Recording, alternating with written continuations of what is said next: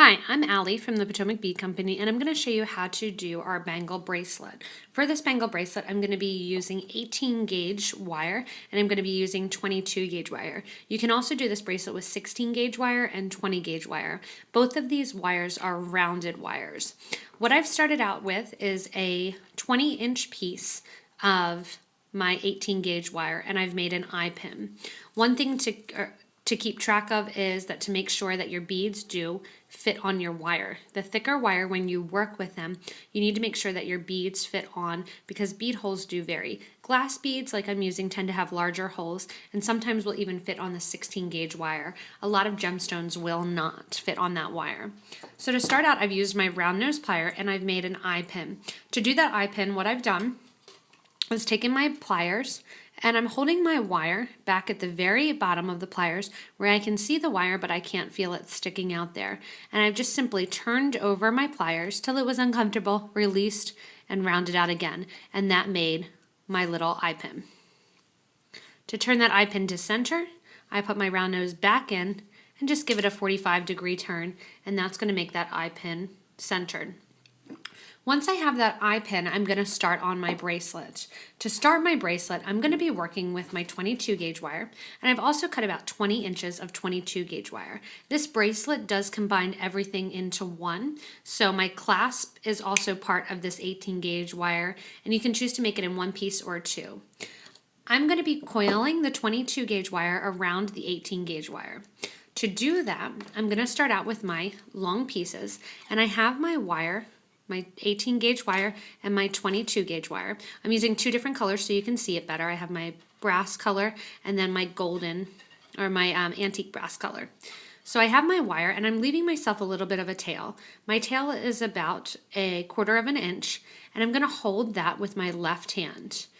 I'm holding with my pointer finger and my thumb and I'm pressing down using that eye pin also as a base. What I'm going to do then is wrap my wire, my 22 gauge, I'm wrapping it around my 18 gauge. I'm going to wrap this about 2 or 3 times before I actually go into putting on beads. I'm coiling nice and tight against that 18 gauge wire, and I'm also making sure my coils sit nice and tight next to one another. When you go back now, what you can do with your tail is you can pull those wires a little bit closer, pinch them together, and now that you don't need that tail anymore, you can either choose to cut it off or you can choose to wrap it. I'm going to cut mine off.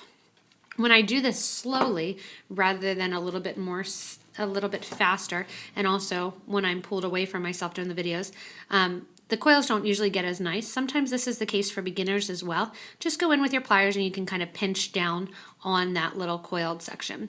The little tail that's sticking up, you can go ahead with your chain nose pliers and pinch that down as well, so that way it's not going to stick up and hurt anybody. So I have my coiled section onto my 18 gauge wire. Again, I have a nice long piece of my 22 gauge wire, about 20 inches, and then I have my 20-inch piece of my 18 gauge wire. At this point now, I'm going to slide a bead on and slide that bead right up to place next to my coils. I'm going to take my wire over top of my bead and to the other side of my 18 gauge wire, and I'm going to coil that bead into place. Coiling again like I did before, where I'm coiling the 18 gauge around the 18 gauge wire. So the 22 gauge goes around the 18.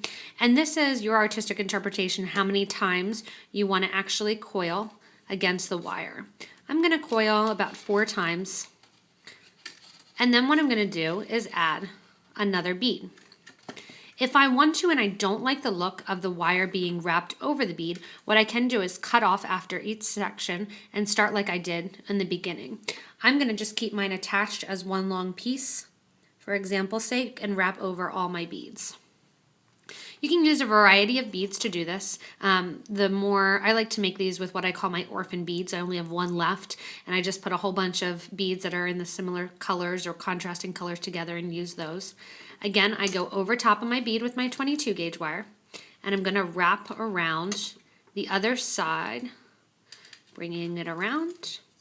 2, 3, 4 coils. If you coil one section 4 times and one 8 times, It's kind of up to you. Like I said, you kind of go with the flow. This is an easy bracelet also if you decide to coil a lot and you run out of your 22 gauge wire, you can easily add on a new piece of wire just like we did at the start. So I'm going to continue doing this the whole length of my bracelet. Continue to put beads on and coil, again at odd uneven increments. It's kind of up to you. It even looks nice if you use some large hole beads and they float across the beads or across the coils, that they can move between beads. It gives a nice little artistic flair to it. Once I'm done, so this is going to be short, but that way it'll stay in frame for you guys to watch the whole thing. Once I'm done, you can choose to end with a coil or a bead, up to you. I'm going to, on the other side, use this extra wire in order to do a clasp. So when you get done, generally, you will have about 5 to 8 inches left, depending on your wrist size. And I do want this to sit like a bangle. I don't want it to be super, super tight around my wrist. It's more fun when it sits a little bit bigger on the wrist. So that extra wire here that I have left is what I'm going to make my clasp out of. You can choose to use a separate piece of wire and make an eye pin on the second side, and then attach the clasp with a second piece of wire. You can do a simple S-hook, you can do a hook and eye clasp, it's up to you. So I could do a little just hook and then another eye on the other side to attach these to it. But what I'm gonna do is kind of make it a nice artistic end, and I'm gonna use this wire and just do a free form hook and eye. I always bend my wire down to the side of my project, so that way I'm already starting out with something that's going to have my closure kind of going right above the end. I use my round nose pliers a lot when I'm doing free form like this. I'm gonna hold my round nose pliers down, bend the wire around my round nose, and I'm going to use my hands a lot too. So take my pliers away, going to bend the wire down this way. If you just let the wire do what it wants to do, it'll come out with a really nice clasp. The more you work with it too, the more you can manipulate the wire without having lots of bends in it. So I'm just going to do a nice clasp like this. If you want to, you can use a pen or a mandrel to get a nice loop. I just freeformed it with my hands. Once you get the size that you want, you can take some cutters and cut off the extra wire. Take a flat nose pliers and bend up this end so that way it doesn't get caught on any clothing. And all I'm doing with this is just bending it back upon itself and making almost like a teardrop shape. This is more for functionality rather than look. It doesn't grab onto things then.